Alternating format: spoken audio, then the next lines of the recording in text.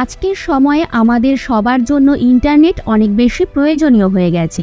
Internet আজ সম্পূর্ণ global ইকোনমিকের আধার হয়ে গেছে। কিন্তু এই ইন্টারনেটের সবচেয়ে গুরুত্বপূর্ণ বিষয় হলো এটা হাজার হাজার লক্ষ লক্ষ কিলোমিটার পথ অতিক্রম করে পৌঁছায়। আপনি অপটিক্যাল ফাইবার কেবিলের নাম তো শুনেই থাকবেন। এটা সেই কেবিল যার সাহায্যে হাই স্পিড ইন্টারনেটের আনন্দ আমরা উপভোগ করছি। কিন্তু এই অপটিক্যাল ফাইবার কেবিল যদি না থাকতো তাহলে 4G 5G ইন্টারনেট স্পিড থাকার স্বপ্ন শুধু স্বপ্নই রয়ে যেত। কিন্তু যখন এক দেশ থেকে অন্য দেশ পর্যন্ত এই কেবিলকে পৌঁছানোর কথা বলা হয় তখন কাজ খুব বেশি মুশকিলের হয়ে যায়। আর এর একটি মাধ্যম রয়েছে, আর সেটা হলো সমুদ্র।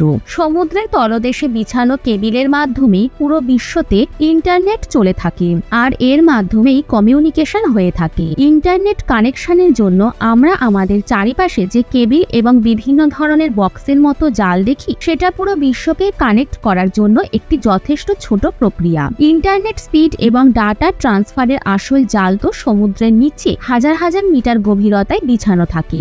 এই জাল পুরো বিশ্বকে একে অপরের সাথে কানেক্ট করে থাকে। কেবিল জালের এই ছবি দেখে আপনি বুঝতে পারছেন যে সম্পূর্ণ বিশ্বেই সমুদ্রের নিচে বিছানো কেবিলের মাধ্যমে কিভাবে ভার্চুয়াল কানেকশন স্থাপন করে। সমুদ্রের নিচে এই কেবিলের একটি অনেক বড় জাল বিছানো রয়েছে। 99% বিশ্বতে কমিউনিকেশন এবং ডাটা ট্রান্সফার সমুদ্রের নিচে বিছানো কমিউনিকেশন কেবিলের মাধ্যমে হয়ে থাকে। এই কেবিলকে সাবমেরিন কমিউনিকেশন কেবিলও বলা হয়ে থাকে। এখন সমুদ্রের নিচে প্রায় 426টি সাবমেরিন কেবিল মজুদ রয়েছে, যেটা লম্বায় প্রায় 13 লক্ষ কিলোমিটার। গুগল, মাইক্রোসফট, অ্যামাজন, ফেসবুকের মতো বড় বড় ইন্টারনেট কোম্পানিগুলি এগুলিকে বিছিয়ে থাকে। বিভিন্ন টেলিকম প্রোভাইডারের ফান্ডিংয়েরও অংশীদারি হয়ে থাকে।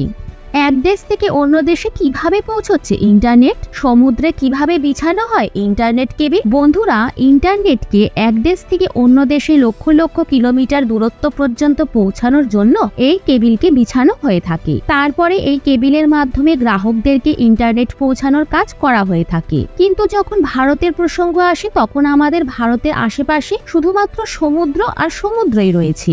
আপনি ভেবে দেখুন, অবশেষে এই কেবিল সমুদ্রকে পার করে কিভাবে আপনার দেশে পৌঁছয় বা আমাদের দেশে আসে। এই কেবিলকে বিছানোর জন্য একটি বিশেষ ধরনের সিপকে মডিফাই করা হয়ে থাকে। এটা এমন এক ধরনের সিপ যার শুধুমাত্র একটাই কাজ হয়ে থাকে, সেটা হলো সমুদ্রে হাজার হাজার লক্ষ লক্ষ কিলোমিটার পর্যন্ত এই অপটিক্যাল ফাইবারকে বিছানো। এই সিপের সবচেয়ে বিশেষ দিক হলো এই সিপ একবারে 2000 কিলোমিটার পর্যন্ত কেবিল নিজের সাথে নিয়ে ট্রাভেল করতে পারে। আর এই সিপের কারণেই সমুদ্রের মধ্যে কেবিল বিছানো অনেক সহজ হয়ে গেছে। এর সাথে এর গতি শুনে তো আপনিও আশ্চর্য হয়ে যাবেন। এই সিপ একদিনে প্রায় 100 থেকে 150 কিলোমিটার পর্যন্ত কেবিল বিছাতে সক্ষম। আর কখনো কখনো এই সিপ 200 কিলোমিটার পর্যন্ত পৌঁছে যায়। শুধুমাত্র এই সিপের স্পিডের কারণেই আপনার কাছে হাই স্পিড ইন্টারনেট খুব সহজেই পৌঁছে গেছে। কিন্তু আপনি কি কখনো ভেবে দেখেছেন সমুদ্রের এত গভীরতায় এই কেবিল এত লম্বা সময় পর্যন্ত সুরক্ষিত কিভাবে থাকে? এই ধরনের অপটিক্যাল ফাইবার কেবিলকে লম্বা সময় পর্যন্ত সমুদ্রের তলদেশে টিকিয়ে রাখার জন্য স্পেশাল পদ্ধতিতে ডিজাইন করা হয়ে থাকে।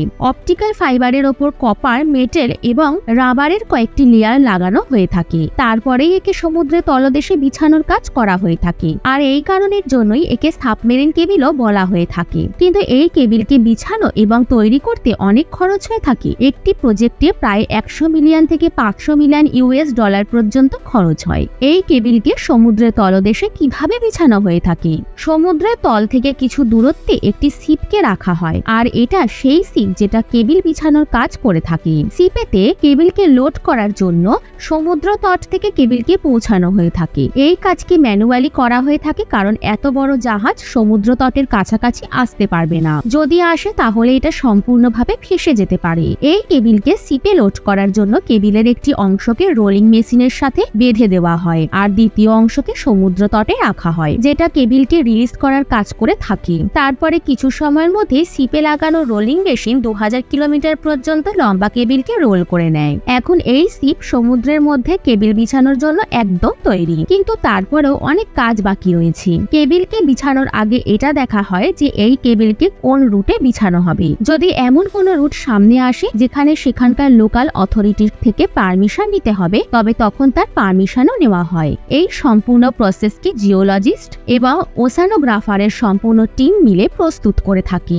তারপর সম্পূর্ণ রুটে সার্ভে করা হয় আর দেখা হয় কোথায় কোথায় সমস্যা আসতে পারে। সমুদ্রের মধ্যে কখনো কখনো পাহাড় থাকে, তখন সেই পাহাড় থেকে সরিয়ে কেবিলকে বিছানোর কাজ করা হয়ে থাকে। এখন এই কেবিলকে সমুদ্রে বিছানোর আগে একটি বিষয়ের ওপরও মনোযোগ দেওয়া হয় যে এটা কোনো প্রোটেক্টেড এরিয়া কিনা, কারণ যদি কোনো শিপ প্রোটেক্টেড এরিয়াতে বিনা পারমিশনে কেবিল বিছানোর কাজ করে থাকে তাহলে তাদের $1,00,000 পর্যন্ত জরিমানা দিতে হবে। যখন রুট অনুসারে কেবিলকে নিয়ে যাওয়া হয় তখন শিপকে এমনভাবে ডিজাইন করা হয় যে এর একদিকের মেশিন দ্বারা সমুদ্রের গর্ত খনন করা হয় আর মেশিনের দ্বিতীয় দিক দ্বারা কেবিলকে সমুদ্রে বিছানো হয় যাতে কেবিল সুরক্ষিত থাকতে পারে। যদি এই কেবিলকে নরমালি সমুদ্র পৃষ্ঠে বিছিয়ে দেওয়া হয় তাহলে কোনো বড় বেল বা শার্ক বা অন্যান্য বড় মাছ খুব সহজেই এটাকে কেটে দিতে পারে। তারপরে এর রিপেয়ারিং করা খুব কঠিন হয়ে পড়ে। অনেক সময় এই কেবিলকে বিছানোর জন্য ডুবুরির প্রয়োজন হয় যাতে রুটকে সঠিকভাবে ফলো করা যেতে পারে। এই ডুবুরির কাছে